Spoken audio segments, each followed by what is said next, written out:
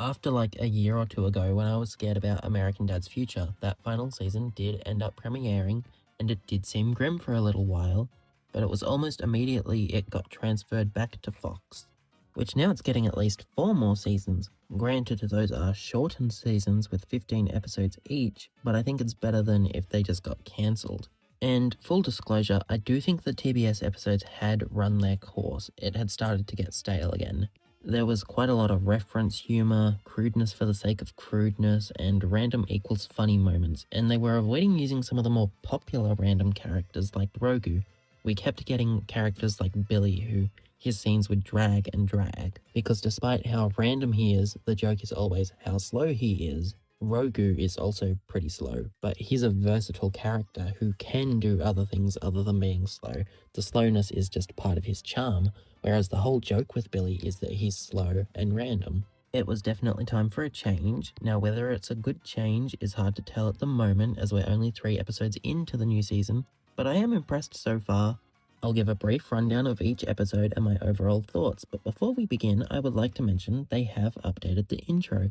It's mainly minor changes to shading and objects, but there have been bigger changes like adding Jeff and Rogu to the intro, and changing the lineup of characters on the street as Stan drives past. Honestly, the biggest change I don't like is the flag. I can't tell if it's a 3D object or if it's just animated really well, but it's just so smooth and something about it irks me the wrong way, almost as if it's not moving fast enough or something. Anyway, despite the flag, the updated intro was a pleasant surprise, and I honestly thought it would have happened a couple years back when they officially promoted Jeff to being part of the main cast. It's funny because I feel like nothing changed after that announcement anyway. Like, you can go online and mention it and people will be like, I think he was promoted in this season because he appears more here. Or you've got people saying that they don't even think he's a main character still. I try to explain I'm not going off my thoughts, I'm going off of what TBS has said. Even then, I don't really agree with it. But as it's the internet, anything I say is my thought, so I get told that I'm wrong. Like, it still gets taken as a thought of mine, even though it's what the broadcasters have said.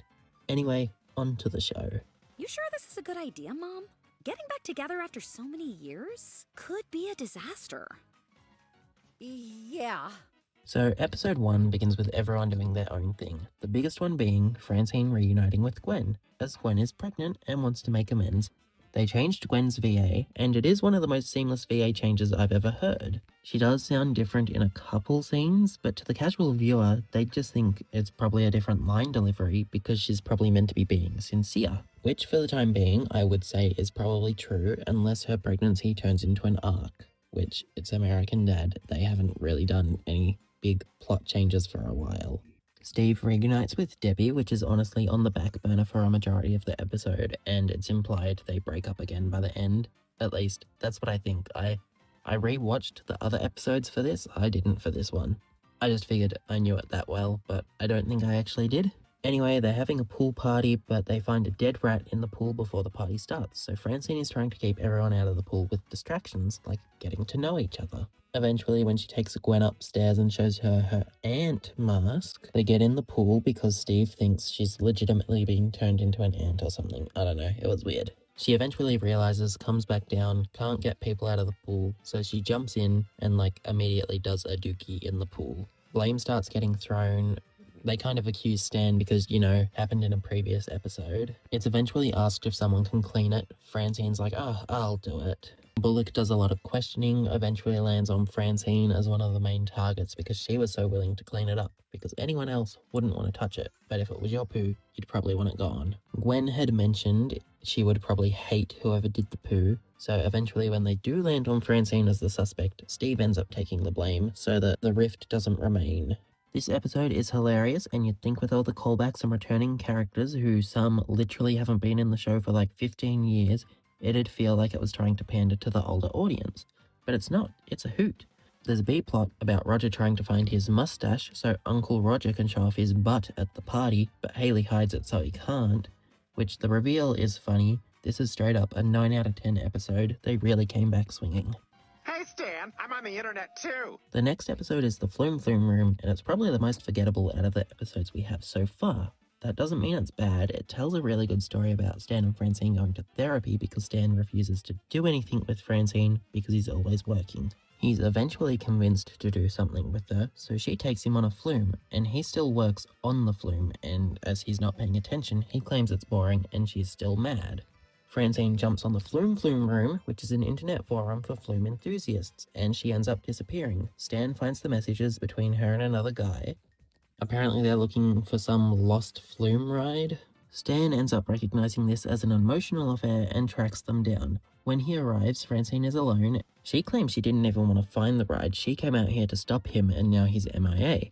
Eventually the ride closes on them and tells them they're gonna die. They kind of ride it as far as it'll take them until there's an opening where they can jump off. They end up finding the guy who Francine was coming out here to find. But now there's no way out, other than, riding the ride to your death. So Stan and Francine are like, oh, screw it, we'll do it. They go through like a bunch of death traps, eventually land, and it turns out they're fine. The guy who built the ride has been waiting for someone to eventually finish it because he wanted to see their reaction, because he wanted to make it feel real. Stan and Francine go home and they end up seeing the guy who they found posting messages and posts, so they assume, even though nobody told him it was safe and he could ride the ride, that he ended up getting out. This episode is probably like a 6 out of 10. It's just forgettable. Like, I literally just rewatched it for this video and I can't remember like any of the jokes. There's a subplot of Roger trying to find out who one of his personas was so he can dress up as him and get a key for some deposit box. There were a couple segments where Stan was on the computer and Roger was like a little computer virus hovering around trying to find stuff. Like, that's basically the only joke I remember, if you could even call it that. This guy has a smile on his face, and he's... What the hell? Where's the boy and the lady? Steve sick. Episode 3 is called Powering Through. Steve gets sick, so the intro features Jeff and Rogu instead of Francine and Steve.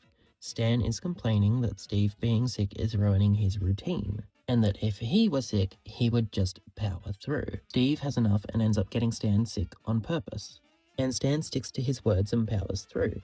He does end up realizing it's a pretty bad cold and goes to Dr. Weitzman to get experimental drugs to try and fight off the cold. Unfortunately, this also leads to Stan bumping into a bunch of experimental viruses, which the medication isn't strong enough to stop that, even when he took 2 pills. So at this point, he's basically dying, but the family finds out if he rests, he will recover just fine. But apparently if he doesn't rest, he may turn into a monster, which I think in the context of that scene was meant to be like a metaphor from the doctor.